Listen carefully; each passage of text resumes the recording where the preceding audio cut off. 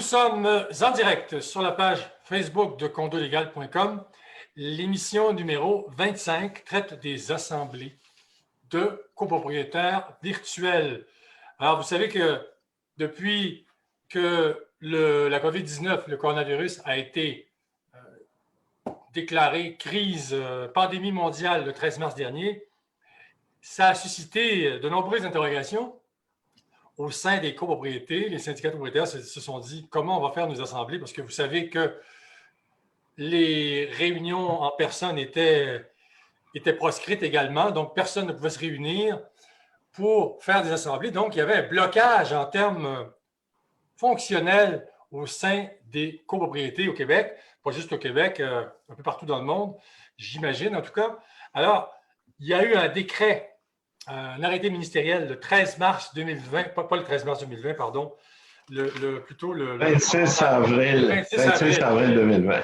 Merci, Maître Papineau. 26 avril 2020, donc il y a eu un arrêté ministériel qui a permis ces assemblées virtuelles. Donc, les syndicats de copropriétaires ont pu se mettre au diapason et faire leurs assemblées de sorte que les choses puissent fonctionner un temps soit peu normalement. Alors, les assemblées virtuelles de copropriétaires qu'on nomme également à distance sont nées de la crise sanitaire sans précédent que l'on vit depuis le 13 mars 2020. Ce jour-là, l'Organisation mondiale de la santé a déclaré le coronavirus pandémie mondiale. Pendant que je vous parle, j'essaie en même temps de retrouver mes repères sur le direct. J'essaie de voir, parce que nos auditeurs peuvent poser des questions, évidemment, pendant toute l'émission, mais pour qu'ils puissent poser les questions et que je puisse les relayer, il faut que je puisse vous voir. Alors ça, c'est un prérequis. Alors, pendant que je vous parle, je tâche de me retrouver sur Facebook. Je vais le faire à l'instant. Essayer de voir si je peux vous repérer, messieurs, dames. Alors, ça ne semble pas être le cas, mais de toute façon, on va y arriver. Donc, les syndicats de propriétaires se sont demandé au moment de la crise comment ils allaient faire pour tenir leurs assemblées de copropriétaires. Alors, étant donné la longue période de confinement à laquelle tout le monde a été astreint, donc on ne pouvait plus se réunir, tout le monde était confiné chez lui. C'était devenu, bref, un peu l'enfer. Alors, plusieurs juristes se sont alors dit que la COVID-19 allait paralyser le fonctionnement des copropriétés. Il fallait donc trouver une solution qui est venue le 26 avril 2020, on l'a dit, je viens de le dire, arrêté ministériel de l'ex-ministre de la Santé et des Services sociaux, Daniel Mécan. Donc, le décret précisait notamment ce qui suit, que toute réunion, séance ou assemblée qui a lieu en personne, y compris celle d'un organe délibérant, puisse se tenir à l'aide d'un moyen permettant à tous les membres de communiquer immédiatement entre eux. Lorsque la loi le prévoit qu'une séance doit être publique, celle-ci doit être publicisée dès que possible.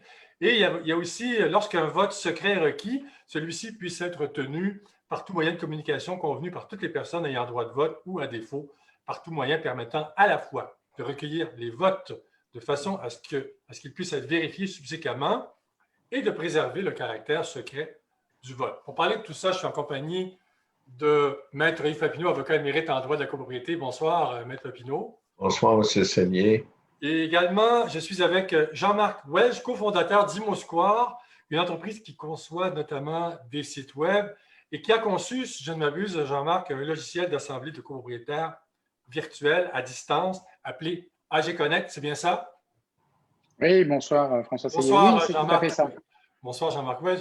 Alors, juste pour rappeler à nos auditeurs qu'avant de commencer, je voudrais seulement leur préciser qu'ils peuvent aller consulter sur le web, ils peuvent aller consulter le logiciel, en fait, les informations sur le logiciel AG Connect en se rendant directement sur, pas ici, parce que ça, c'est mon courriel personnel, mais en se rendant sur la page d'accueil de condolégal.com et la bannière ici, AG Connect, vous donne accès directement au site qui explique assez bien, de manière succincte, ce que fait ce logiciel d'assemblée.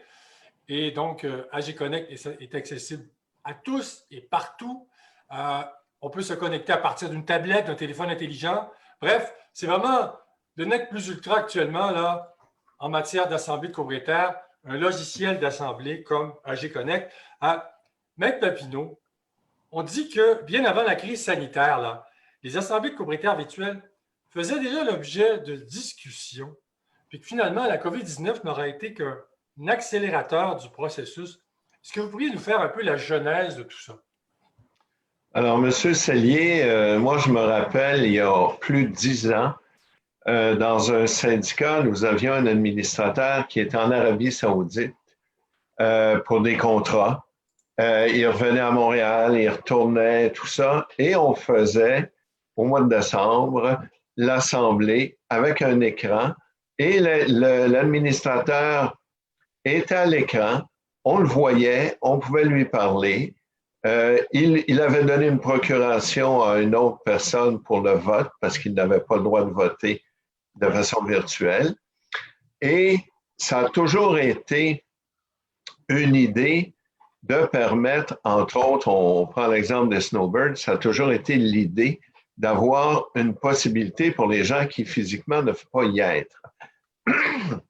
Une autre chose, M. Sellier, c'est que nos amis français, qui ne font pas toujours des mauvaises choses, déjà, l'an dernier, en 2019, la loi permettait de tenir des assemblées virtuelles. Disons que c'était plus ou moins utilisé parce que les gens aimaient plus ou moins ça. Les systèmes, les plateformes, les logiciels étaient plus ou moins à point. Mais encore là, la pandémie a fait que en France, et Jean-Marc pourra nous donner des chiffres, mais en France, il y en a énormément d'assemblées virtuelles depuis longtemps. Et au Québec, ça fait déjà plusieurs années qu'on en parle et qu'on souhaite la venue. Et comme vous dites, la COVID a été l'accélérateur qui a fait qu'aujourd'hui, on procède de cette façon-là. Oui, effectivement. Alors, c'est un événement heureux qui s'est produit, hein, parce que les assemblées virtuelles, c'est vraiment une façon pratique, efficace, rapide de rejoindre 25, 50, 75, 100 copropriétaires. Et là, Maître Papineau, on en parlait en début d'émission, aussi bien y aller tout de suite.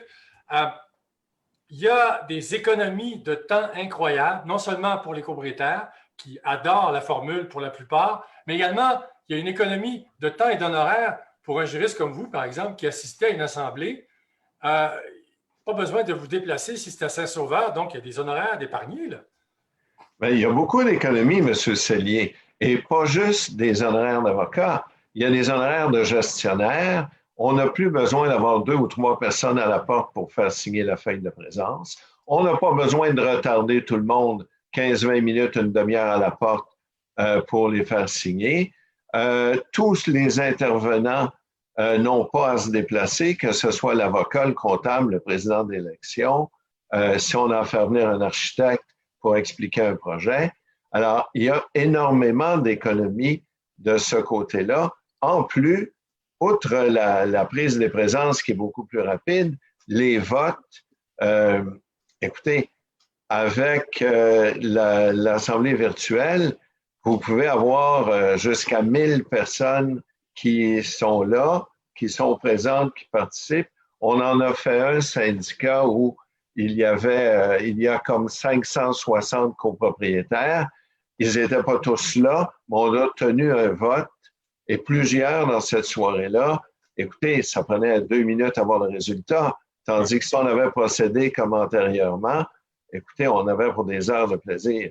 Alors, oui, il y a une réduction de temps énorme et évidemment une réduction de frais accessoires. Et il faut aussi compter, M. Sellier, que si on réduit l'assemblée d'1 heure et demie parce qu'on n'a pas d'attente pour les présences et qu'on n'a pas d'attente pour les votes, on réduit de 30 minutes, 1 heure et demie, le temps souvent de 50, 75 ou 100 personnes.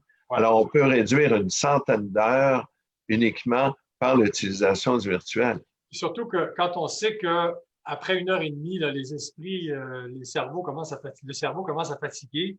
Alors, si les gens savent qu'une assemblée virtuelle, c'est d'abord accessible facilement depuis le domicile et qu'en plus, on raccourcit les assemblées d'1 heure, 1 heure et demie, mais il n'y a rien de plus attrayant que ça, là, finalement.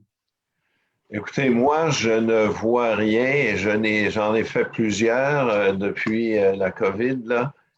depuis le mois d'avril et je n'ai pas encore trouvé rien de négatif, sauf le fait qu'il y a des gens qui ne sont pas à l'aise ou les gens qui n'ont pas l'équipement.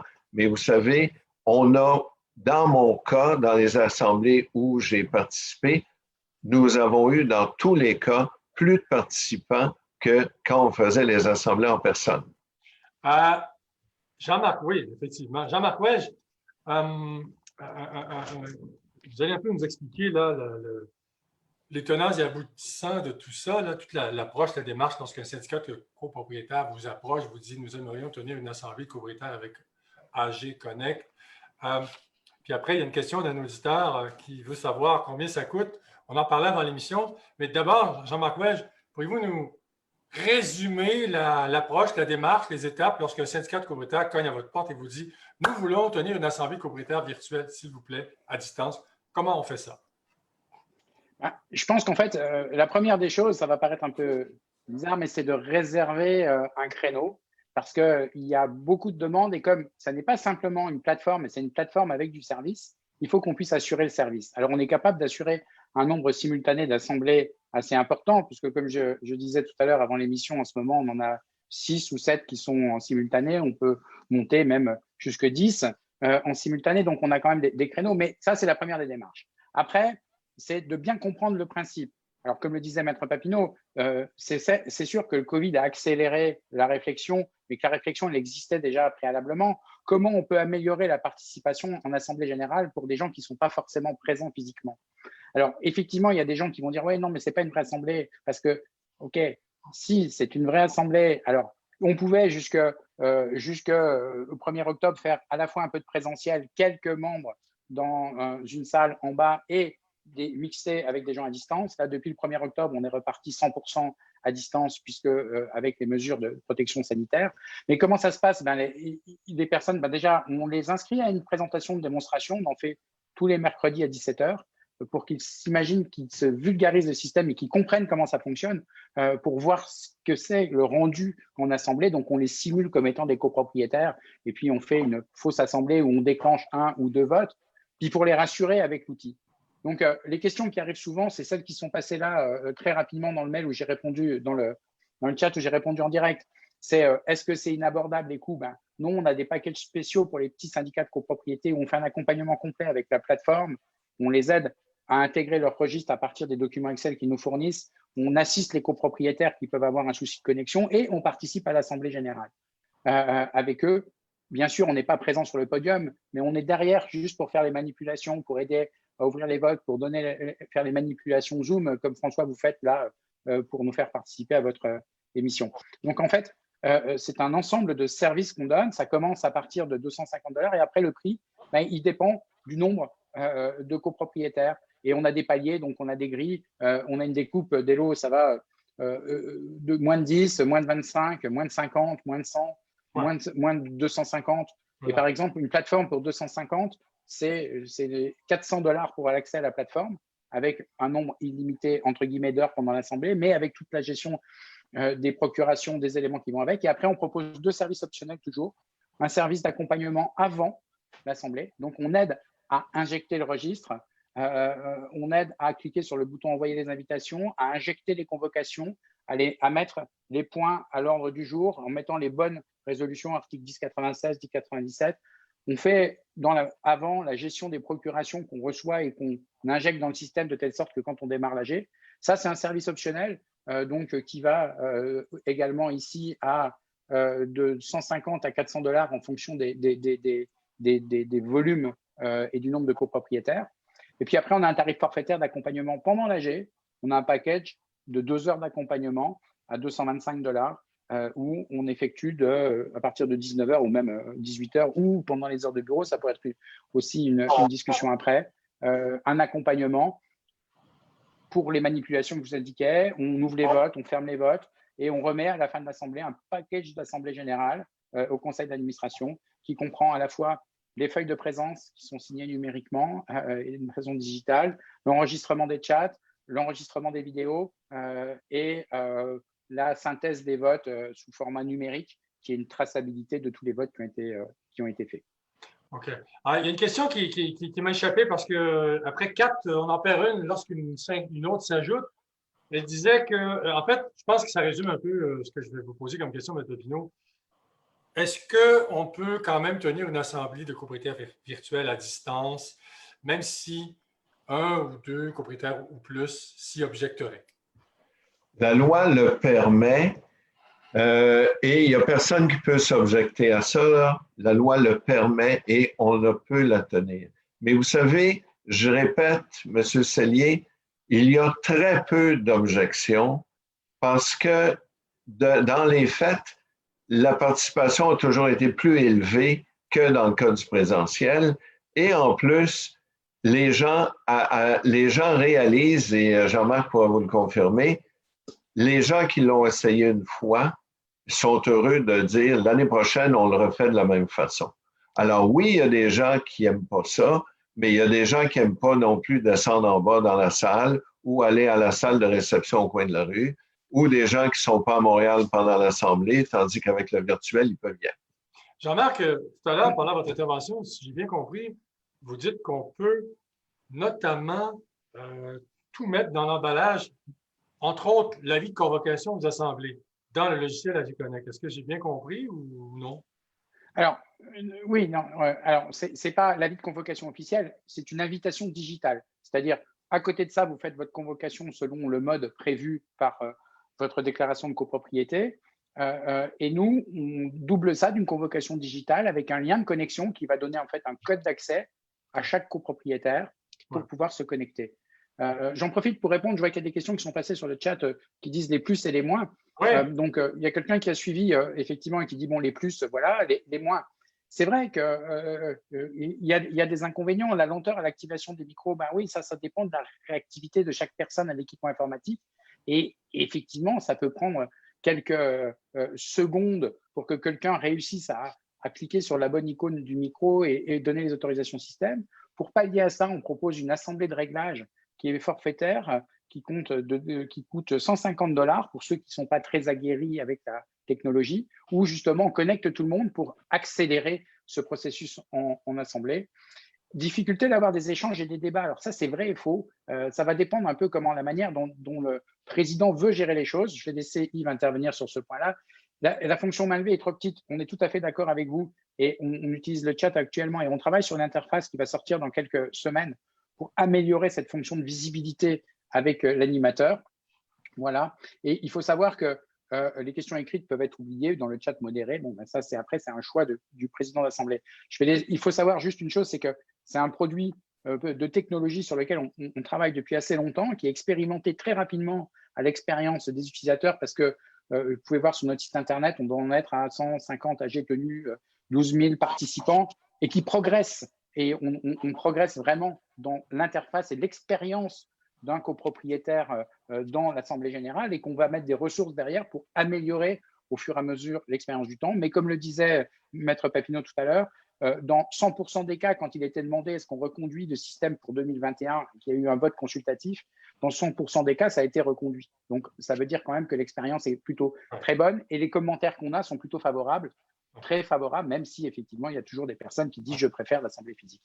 Oui, bien sûr, évidemment, le logiciel est appelé à évoluer, puis les petits, entre guillemets, irritants dont on parle ici sont des choses qui peuvent être résolues quand même relativement facilement à court terme, je pense. N'est-ce pas, M. Wedge?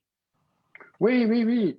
Mais ça change complètement l'expérience d'une assemblée générale. Le maître Papineau disait, je ne suis pas sûr qu'on va revenir en arrière. Ben, moi non plus, je ne suis pas sûr. Ouais. Je ne dis pas ça que parce qu'on a sorti ce produit-là, mais très honnêtement, on a eu un nombre important de copropriétaires qui nous envoient en privé des choses à côté et qui disent mais quel bonheur, je suis assis chez moi, je suis une assemblée générale et quand ça ne me plaît pas, je fais autre chose. Puis quand ça vient de voter, je viens voter et puis c'est tout. Et je suis présent, j'ai augmenté. Donc c'est un bonheur pour un grand nombre de personnes. Ouais, je pense que c'est une formule gagnante, grosso modo. Vous savez, M. Sellier, la semaine dernière, pendant une assemblée, et vous allez voir pourquoi je souris, on a un copropriétaire qui était chez lui à souper avec son épouse et il a ouvert son micro, sa caméra, posé une question et son épouse lui versait un verre de vin en même temps. Alors, eux, ils ont dû trouver la soirée un peu plus relaxe que d'être assis sur une chaise droite en métal dans un sous-sol ou dans le garage ou dans l'entrée de l'immeuble. C'est plus invitant, hein? C'est plus sexy une assemblée virtuelle finalement. Euh, Effectivement. Maître Papineau, une question pertinente, une autre question pertinente d'une auditrice. Est-ce qu'on peut tenir une assemblée générale de copropriétaires autrement qu'avec un logiciel conçu expressément pour le faire, notamment Messenger, Zoom, React, Teams?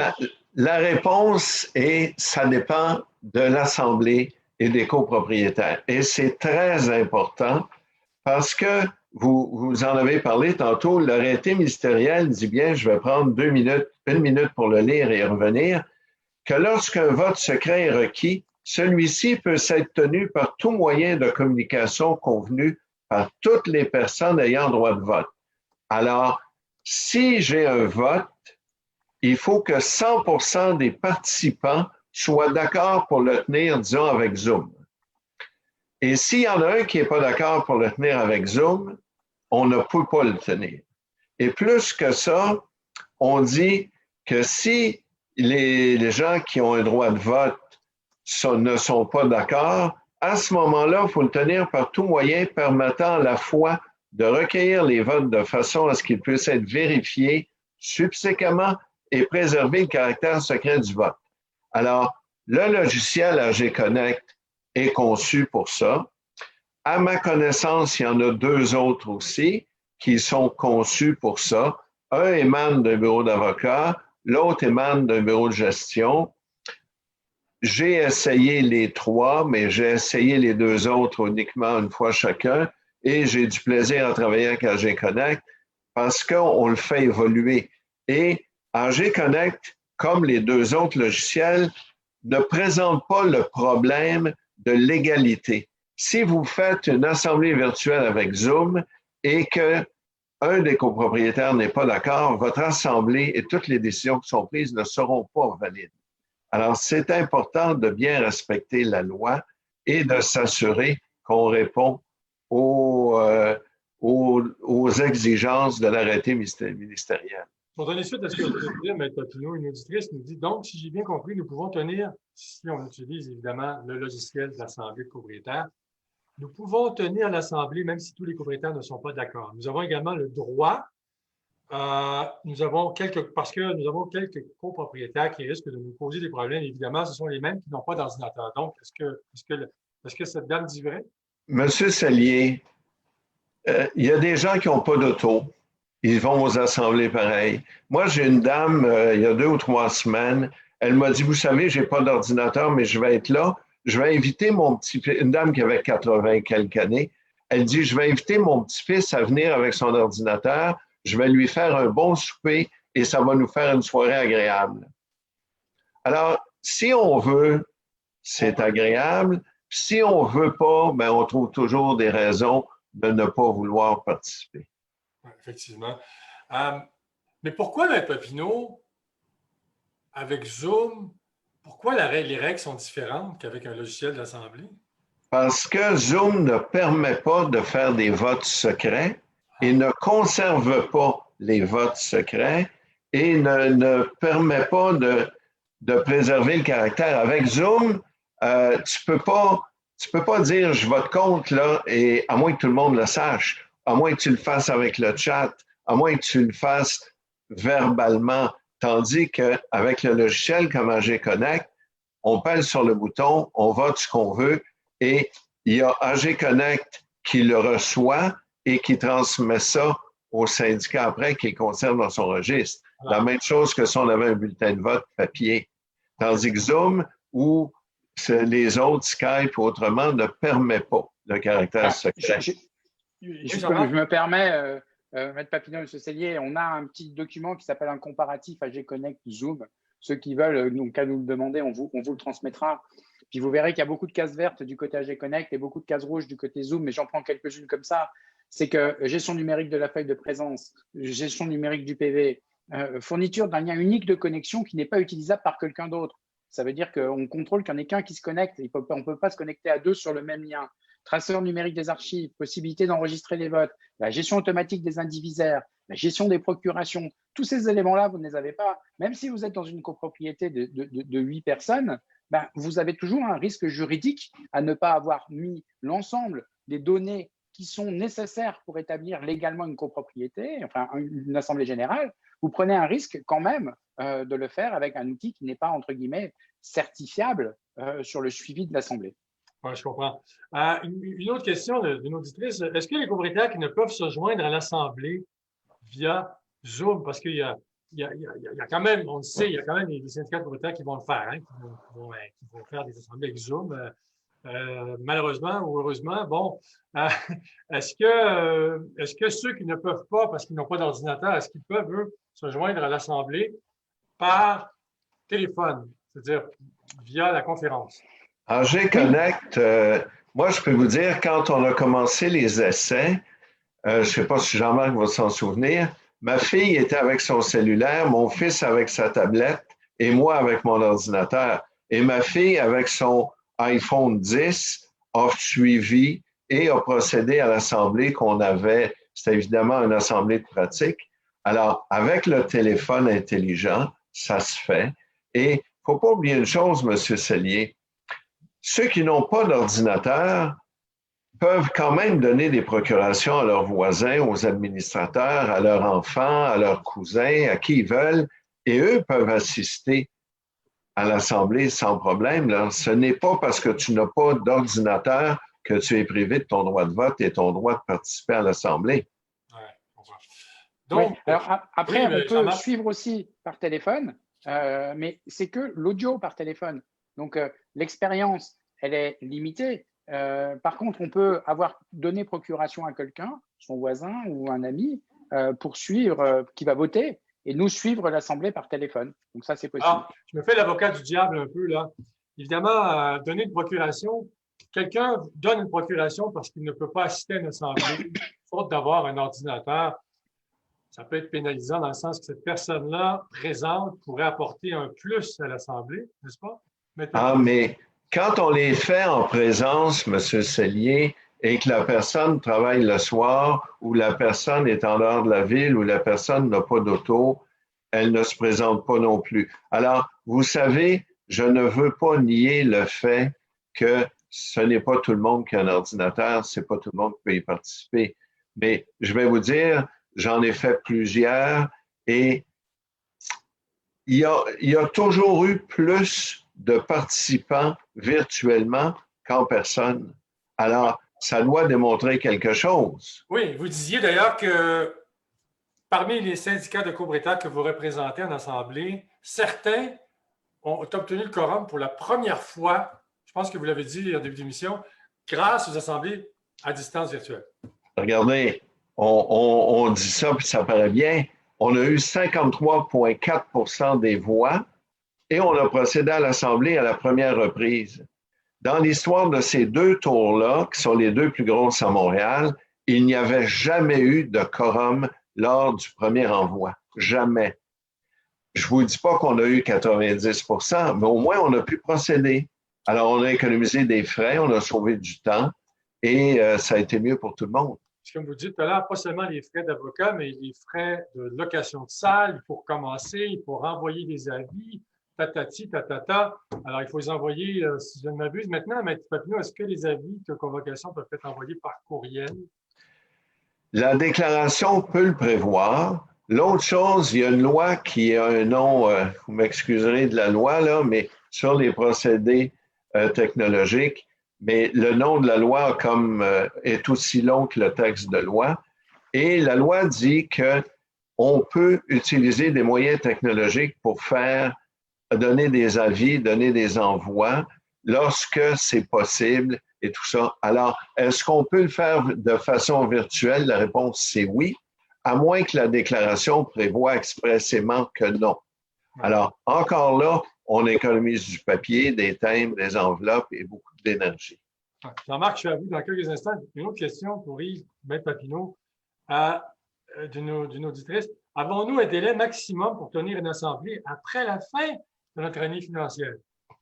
Bien, normalement, la déclaration prévoit 3 mois. C'est écrit à votre déclaration. Alors, il faut consulter votre déclaration pour avoir le délai précis. Là. 3 ou 4 mois, c'est la norme. Je remarque que j'ai appris que la France avait déjà une certaine longueur d'avance en matière d'assemblée communautaire virtuelle. Ça a commencé avant en France. Pouvez-vous nous faire la genèse de ce qui s'est passé? Oui, alors c'est paradoxal et c'est pour ça que ça fait assez longtemps qu'on travaille sur le sujet parce que comme ImmoSquare est basé à Montréal mais exporte des technologies en France, et sur le marché de l'immobilier uniquement toujours, en juin 2019, il y a une loi qui est passée en France, la loi Elan, qui disait que les assemblées à distance étaient autorisées. Voilà. Super, donc c'est là, à partir de ce moment-là, les gens comme nous, de la technologie, se sont mis dessus et on a commencé à réfléchir au projet. Sauf qu'il y avait un tout petit problème dans l'énoncé de la loi qui disait que c'est autorisé, mais pour qu'une assemblée puisse se tenir à distance, il fallait qu'il y ait une assemblée générale ordinaire qui se mette dans lequel il y avait un point à l'ordre du jour qui l'autorisait. Donc, ce qui faisait que pratiquement, tout le monde dit c'est super, mais on ne peut pas le faire parce qu'il faut le mettre à l'assemblée générale. Donc, tout le monde a dit oui, ben, on verra quand la loi sera modifiée. Et puis, il y avait des imprécisions dans la loi, notamment la charge de la preuve juridique était mal définie dans la loi, ce qui faisait qu'il y avait une incertitude si jamais le gestionnaire utilisait l'outil ou mettait l'outil, il prenait une responsabilité. Bref, tout ceci jusqu'au Covid. Et là, il y a eu un décret d'application qui est arrivé début juillet, qui a été d'une clarté absolue. Et pour une fois, avec à partir du moment où le conseil syndical l'autorise, on peut le faire, personne ne peut s'y opposer. Et deux, une chose ils ont autorisé aussi le vote par correspondance, ça c'est aussi bien, parce que ça permet à des gens qui ne participent pas d'enregistrer leur vote qui est comptabilisé au moment où on ouvre l'Assemblée et sont considérés comme présents. Et trois, il y a surtout un point qui est fondamental et qui, à mon avis, sécurise pour toujours les assemblées à distance, c'est qu'il est dit dans la loi que si un copropriétaire conteste parce qu'il a été défaillant au moment du vote et que si son vote ne change pas le sens du vote, ça n'annule rien du tout. Ni la résolution en cours, ni l'Assemblée générale. Donc, entre guillemets, tous les chialeux qui allaient dire ils vont contester les assemblées, etc., ben, ils ne peuvent plus contester puisque maintenant, dans la loi, c'est dit clairement, ben, OK, vous pouvez toujours faire un recours, mais ça ne changera rien au résultat puisque la loi autorise la défaillance. Donc, ceux qui étaient, entre guillemets, de mauvaise foi ou qui voulaient faire ne peuvent plus attaquer les assemblées. Donc, effectivement, ça a été publié qu'en juillet 2020. Donc, tous les professionnels français, là, sont en train de faire un virage, surtout qu'il y avait une ouverture l'été en France en disant, bah, ça y est, on est sorti du confinement. Sauf que je pense que vous écoutez un peu les nouvelles aussi qui se passent à l'international. On n'est pas du tout sorti du confinement et tout le monde est en train de replonger dans les assemblées à distance comme étant le seul moyen pour tenir des assemblées générales. Donc, les professionnels qui s'y sont mis, ben, ils commencent à démarrer à grande vitesse. Alors, il y avait un commentaire qui vient de disparaître qui renforce l'idée que AgiConnect est un excellent logiciel d'assemblée propriétaire. Quelqu'un témoigne de l'avoir utilisé. Excellent service et tout. Bref, je retiens une chose de ce que Jean-Marc Welch vient de dire. Peut-être que Maître Papineau pourrait répondre. Les assemblées de copropriétaires virtuelles faites avec un logiciel d'assemblée représentent une preuve juridique, Maître Papineau. Qu'est-ce qu'on veut dire par là? Ben, c'est que sur la question du vote, vous savez, si on procède uniquement par Zoom, on peut enregistrer aussi, mais on n'aura pas l'enregistrement du vote comme avec le logiciel spécialisé. Alors, ce qui est parfait avec le logiciel, on parle ce soir, l'AgiConnect, tout est enregistré, tout est numérisé et on finit l'assemblée souvent 10-15 minutes après, je reçois ce que les Français appellent un package. Alors, je reçois tout ça et toute l'Assemblée là-dedans, elle est prête à être déposée au registre. Il n'y a personne qui peut rien contester parce que est-ce que monsieur a dit oui ou a dit non? C'est enregistré. On voit les interventions, on voit le clavardage, tout est là. Et on sait que quand c'est enregistré, ça calme les ardeurs, hein? Les gens sont généralement plus polis, M. Cellier. Moi, j'ai toujours dit depuis des années, quand je commence les assemblées, faites attention, c'est enregistré. Alors, ce que vous allez dire, pas juste que les gens vont s'en souvenir, ils vont pouvoir le réécouter. Et là, avec l'Assemblée virtuelle, ben là, non seulement qu'on l'écoute, mais on le voit aussi. Là. Et M. Papineau, un copropriétaire qui dit, moi, je ne suis pas confortable avec l'Assemblée enregistrée, je ne veux pas être enregistré. Est-ce qu'il a un droit? Écoutez, la loi demande qu'on soit en mesure de faire une preuve. La meilleure preuve, c'est ça. La personne qui ne veut pas être enregistrée en prétextant son droit à l'image, mais je comprends ça, là, mais le décret de Mme McCann au mois d'avril dit qu'on peut le faire. On peut le faire de façon virtuelle. Et n'importe qui peut enregistrer ce qu'on voit. Et je vois que Jean-Marc a le doigt levé, là. Oui, parce que, Mme Papineau, en plus, un copropriétaire peut ne pas mettre la caméra. Il peut parler sans caméra. Donc, Ouais. le droit à l'image, oui, mais s'il n'active pas la caméra, on ne le voit pas. Hein. Puis s'il n'active pas son micro, ben on ne l'entend pas. S'il n'active pas le chat, il ne chatte pas non plus. M. Papineau, encore une autre question d'une auditrice. En temps de pandémie, si on dépasse le délai de 3 mois pour tenir une assemblée annuelle, est-ce que ça a un impact sur le plan légal? Non, regardez, faut pas s'enfarger dans le délai, mais j'ai des syndicats qui me disent, ben là, on a attendu parce qu'on n'était pas sûr de tout ça. Alors, écoutez, faut considérer un délai raisonnable. Mais j'ai des gens qui me disent, le conseil ne veut pas le tenir, ils attendent qu'on puisse le faire en présence. Ça, c'est une erreur. Qu'on ait un certain délai, oui, il n'y a personne qui va critiquer ça, mais les copropriétaires, M. Sellier, c'est une fois par année l'Assemblée annuelle. Je ne vous apprends rien, là. De là, le mot annuel. Et s'ils n'ont pas le droit d'avoir de l'information, ils n'ont pas le droit de poser des questions, leurs droits sont brimés. Jean-Marc ou M. Papineau, l'un des deux, vous saurez me le dire, le logiciel AG Connect offre notamment une signature de la feuille de présence avec empreinte numérique, fait le calcul du quorum en temps réel, la gestion des procurations numériques, double identification des votants. Lequel des deux peut m'en parler? Et le mieux placé ou légalement?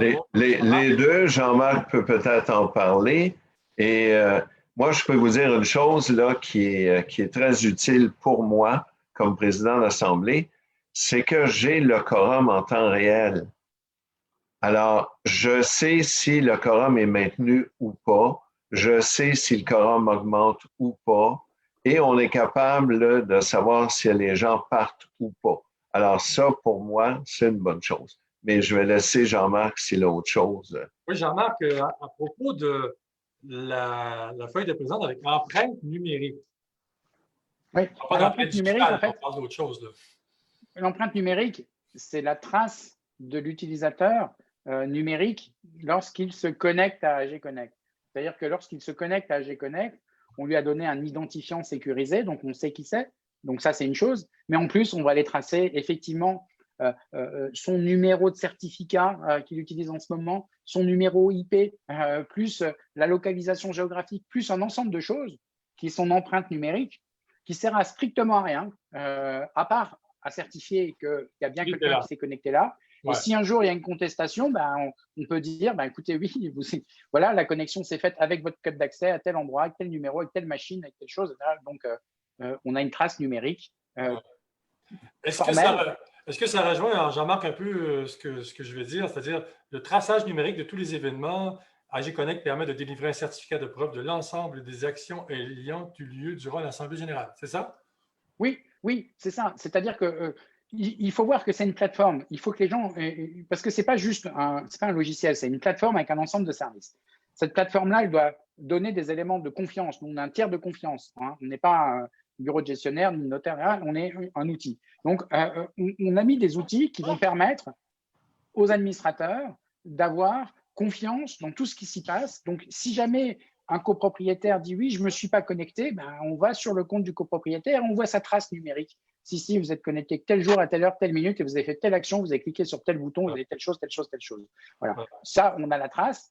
Ça permet d'objectiver les débats et de passer à autre chose. Est-ce que ça va, là, je ne voudrais pas déplaire à certaines personnes, mais est-ce que les assemblées copropriétaires virtuelles vont vont éliminer, par exemple, les entreprises qui font ce qu'on appelle, qui prennent des minutes là, en assemblée, qui viennent pour enregistrer l'assemblée. Oh, ben, écoutez, effectivement, je pense à mon ami M. Laframboise qui fait ces enregistrements-là. Oui. C'est sûr, mais il a parti à un autre système, il a évolué, il fournit des ordinateurs maintenant, il a modernisé son système.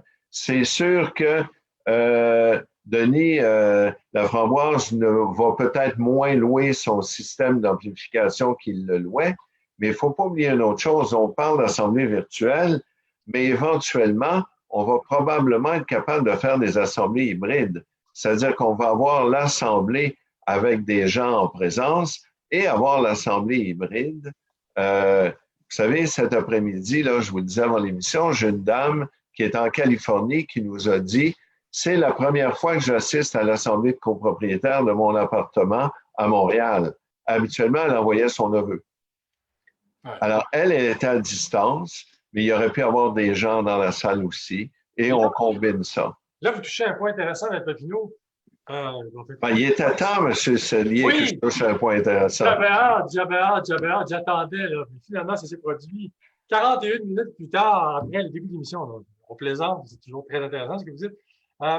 On vient finalement aussi de régler un problème avec les investisseurs étrangers qui peuvent être à l'autre bout du monde, qui ont acheté 3-4 condos au Québec dans 3-4 immeubles différents. Et là, c'est difficile de les joindre. C'est pas toujours évident, c'est compliqué. L'assemblée virtuelle, c'est magique, non? Ben, pas juste les investisseurs, les Québécois en Floride, les gens en vacances, même, écoutez, le Québécois qui habite à Montréal, qui décide d'aller en vacances à Gaspé et l'Assemblée arrive pendant ce temps-là, il va la tenir de son hôtel, il va sortir son ordinateur et où il va aller au système en bas, à la bureautique, puis il va assister à l'Assemblée là. Jean-Marc Ouellet, avez-vous eu des cas comme ça dans vos mandats?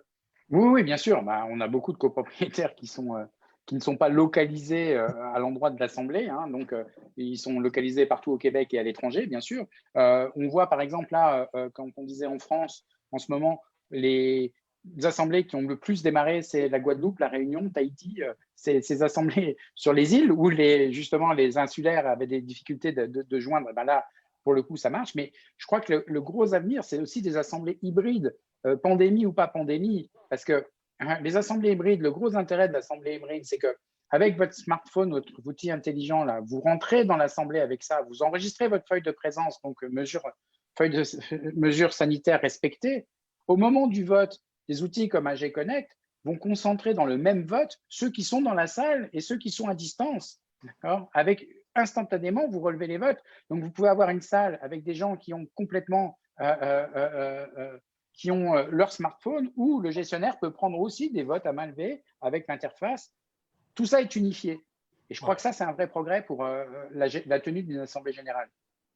Effectivement, c'est une avancée incroyable, pourrait-on dire.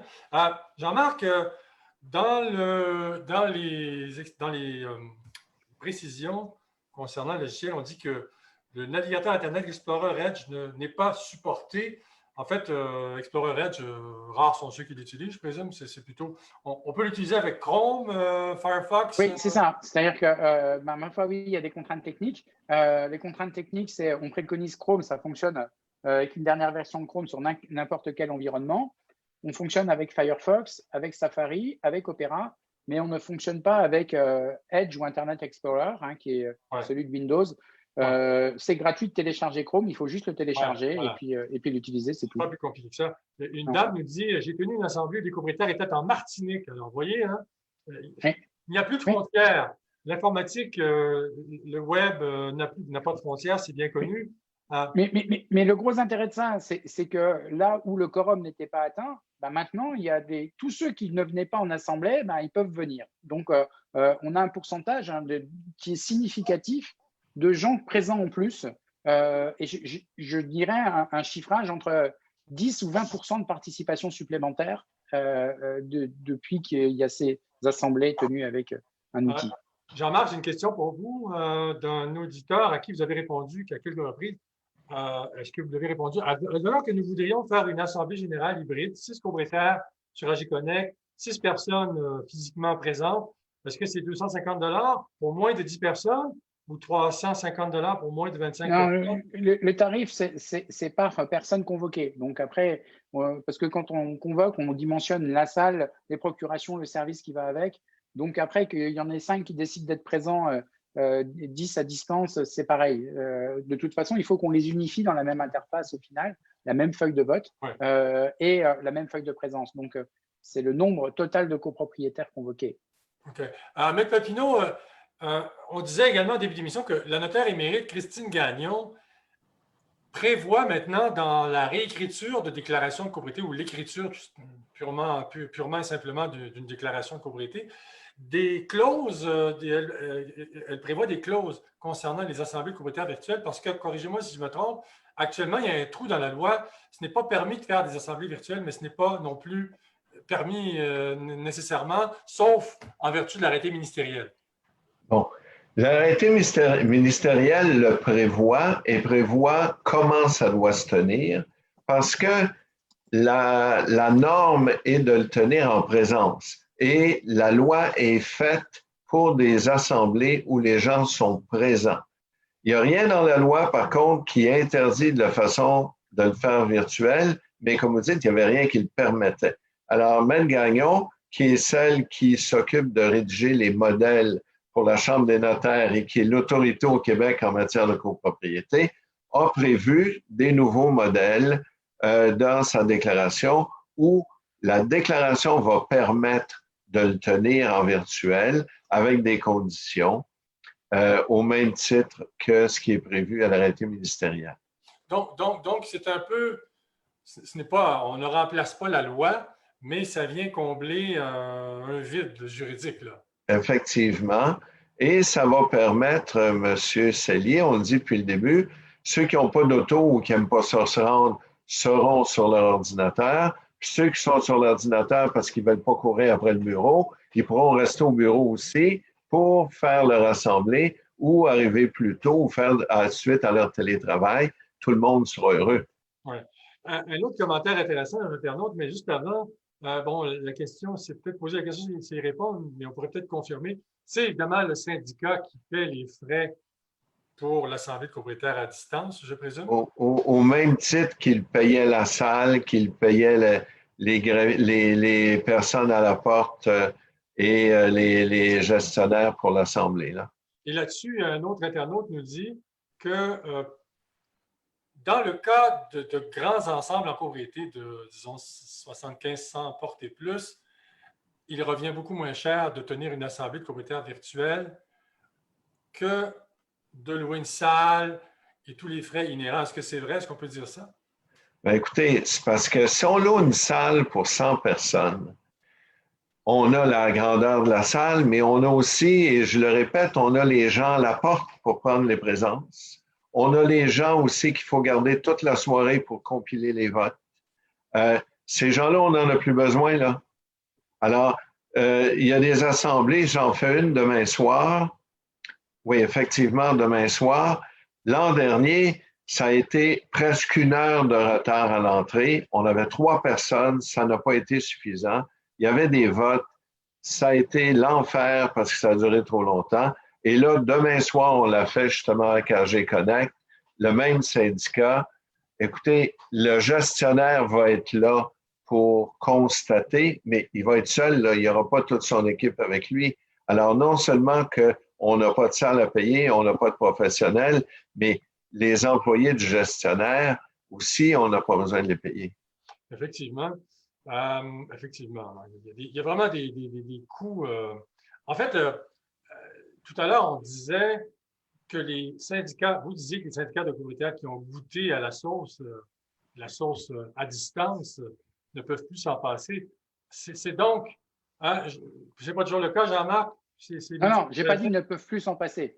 J'aimerais bien qu'ils ne peuvent plus s'en passer. Je pense qu'à terme, ils pourront plus s'en passer. Mais ce que je veux dire par là, c'est que je ne veux pas être non plus dire c'est merveilleux. Je dis que Quand ça a été proposé au vote consultatif, est-ce que c'est reconduit pour l'année suivante? Ça a toujours été reconduit dans 100% des cas. Ça ne veut pas dire qu'il y a des gens qui préfèrent le faire. Voilà, c'était juste cette petite pondération. Ouais. Maître Papineau, on disait également qu'il va falloir, en fait, le regroupement des gestionnaires et copropriétaires du Québec a entrepris des démarches il y a quelque temps pour faire en sorte que les assemblées de copropriétaires virtuelles à distance deviennent permanentes, même au-delà de la crise sanitaire. Une fois que la crise sanitaire sera derrière nous, il faudrait que ces assemblées virtuelles soient encore permises. Mais là, ça demande quand même un processus juridique. Alors, est-ce que vous croyez que le gouvernement se dirige dans cette direction? Monsieur Sellier, c'est certain, et je vais vous faire une analogie. La Chambre des notaires a eu l'autorisation pour les notaires de faire des actes à distance suite à la pandémie. Et il y a 2-3 semaines ou un mois, le gouvernement a prolongé parce que nous, avec les assemblées virtuelles, le décret dit que c'est valide jusqu'à la fin de la pandémie ou jusqu'à la fin des mesures d'urgence. La Chambre des notaires a eu l'autorisation pour 1 an, si je ne me trompe pas, le temps que la loi soit modifiée. Alors, le gouvernement pourrait faire exactement la même chose par arrêté ministériel, prolonger pour plus longtemps que la période d'urgence sanitaire pour permettre au gouvernement de modifier le code civil ou d'adopter des règlements pour le permettre. Est-ce que c'est un processus qui peut être long, ça, Maître Papineau? Ça dépend de la volonté du gouvernement. Ouais. Mais je pense que même le gouvernement a tout à gagner à permettre ces assemblées virtuelles, n'est-ce pas? Écoutez, les assemblées virtuelles, et je reviens encore sur les assemblées virtuelles et présence, les assemblées hybrides, au lieu d'avoir une participation de 60%, on va en avoir, c'est certain, beaucoup plus. Alors, ça va répondre aux besoins de tout le monde. Ça va répondre aussi aux assemblées qu'on ne pouvait pas tenir parce qu'il n'y avait pas assez de participants. Et moi, je n'ai pas encore trouvé rien de négatif à cette formule-là. Jean-Marc, depuis le début de l'utilisation, juste peut-être préciser, Jean-Marc, ImoSquare est-elle l'entreprise qui a conçu ce logiciel? Oui, absolument. C'est une plateforme qui a été développée 100% par ImoSquare Canada. Oui. Nous, on est une entreprise de technologie. On œuvre dans le secteur de l'immobilier depuis très longtemps. On travaillait essentiellement avec les courtiers immobiliers et on fournissait de la technologie aux grandes bannières immobilières. Et puis, on travaille sur des plateformes. On avait déjà une grande plateforme qui est une marketplace qu'on distribue en marque blanche un peu partout au Canada, mais aussi en France, au Mexique. Et puis, là, on a développé ce produit technologique il y a maintenant plusieurs mois, voire une année qu'on travaille dessus. Alors, tout simplement, pour aller voir imosquare.com, vous allez sur le site d'ImoSquare, vous tapez imosquare.com pour aller voir la panoplie de services qui est offerte. Il y a plusieurs choses, site web personnalisé, bref, un petit tour sur le site. En fait, ce qu'il faut surtout dire pour les gens, les copropriétaires, c'est qu'on n'est pas étranger au monde de la copropriété et de l'immobilier, on ne fait que ça, d'accord. On intervient aussi dans Magex Technologies, qui est une boîte qui fait une entreprise québécoise à Sherbrooke qui fait des logiciels de gestion immobilière. Donc, on ne fait que de l'immobilier et on est 100% technologie immobilier, c'est notre focus. Voilà, donc on continuera à maintenir ce produit-là pendant longtemps. Et tant qu'à faire un peu de publicité, faisons-la. Maître Papineau, vous êtes avocat en droit de la copropriété, avocat émérite chez LJT, au cabinet LJT, et vous offrez notamment le service d'accompagnement en assemblée. Vous assistez à plusieurs assemblées de propriétaires, que ce soit virtuelles ou en personne. Pourriez-vous nous résumer l'utilité de l'avocat en assemblée de propriétaires? Écoutez, nous, on fait au bureau plus d'une centaine d'assemblées de copropriétaires par année. On préside les assemblées pour s'assurer que les normes et les lois sont respectées, que la déclaration est respectée. On a aussi l'expérience de la présidence d'assemblée en tant que telle. Vous savez, présider une assemblée, gérer une salle, gérer 50, 100 personnes, ça prend des gens qui ont de l'expérience et de la pratique. Et aussi, on est là pour répondre aux questions. Il y a souvent des copropriétaires qui posent des questions légales et si l'avocat n'est pas là, ben, les gens n'ont pas de réponse. Remarquez, ce n'est pas la fin du monde, mais l'avantage d'engager un avocat qui préside l'Assemblée, il est là, c'est qu'il peut faire respecter la loi, respecter la déclaration, informer, maintenir le respect dans la salle et tout ça. Maître Papineau, une autre question ici, là. Tout à l'heure, nous parlions de notamment réécrire la déclaration de copropriété ou la modifier, la réécrire entièrement ou partiellement. Alors, cette clause des assemblées de copropriétaires virtuelles, elle se trouve dans quelle section de la déclaration? Ben, elle va se trouver dans la première partie de la déclaration. Oui. Ouais, OK. Est-ce que c'est dans l'acte constitutif ou le dans l'acte constitutif, effectivement. OK. Donc, c'est là que... Et quand on joue dans l'acte constitutif, est-ce que ça coûte plus cher que si on joue dans le règlement de l'immeuble? Oui, hein? Oui, parce qu'il va avoir... Vous savez, il va falloir avoir cette clause-là dans l'acte constitutif, dans la première partie, quitte à pouvoir faire des règlements ou des petites choses dans la deuxième partie réglementaire. Mais quand on modifie la première partie, l'acte constitutif, les résultats des modifications doivent être notariés et publiés. Et peut-être que les gens pourraient en profiter pour enchasser la clause pénale pour le même prix. Ah, ben là, moi, je ne fais pas des prix de notaire, mais je peux vous dire que ça ne sera pas tellement plus. Et effectivement, avoir la clause pénale, c'est une excellente chose pour le syndicat. Donc, au lieu de faire juste la clause pénale pour entre 500 et 2000, comme vous disiez, Maître Papineau, on fait les deux pour entre 500 et 2000 à peu près, c'est ça? Probablement. Bon, c'est une bonne chose quand même. Alors, le mot de la fin, Jean-Marc, est-ce que depuis les tout débuts de cette expérience d'assemblée de copropriétaires à distance virtuelle, est-ce que pour vous, le bilan est positif? Ah oui, tout à fait. Il est extrêmement positif, à la fois par l'encouragement des utilisateurs qui ont pratiqué la plateforme, que ce soit effectivement des présidents d'assemblée, des gestionnaires ou des copropriétaires. Et puis, pour l'expérience que ça amène, je pense qu'on est inscrit quelque chose dans la durée.